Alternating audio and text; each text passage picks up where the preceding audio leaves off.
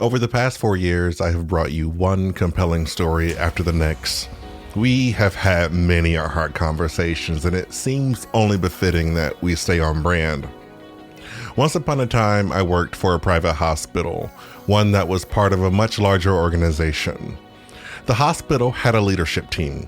In addition to the administrator, there was the chief nurse, the director of clinical services, the chief of security, and me, the business manager. But here's where it gets really interesting. Unlike everyone else, I didn't report to the hospital administrator directly. My boss was the divisional CFO, yet by extension, this administrator still held authority over me. It was a place where people came for healing and restorative justice, but behind the scenes, something much more nefarious was happening. And let me tell you, this woman was by far the worst manager I have ever worked for. Not just bad at her job, but toxic. I mean, really toxic. She made life at the hospital a living nightmare. She wasn't satisfied until she made work as hard as humanly possible for everyone around her.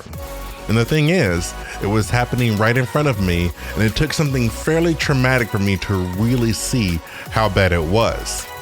It took me leaving a job I loved to understand what happiness and stress-free work really felt like. And while quitting wasn't the ideal solution I wanted, it became the only one I had left. And I'm going to tell you exactly why that was.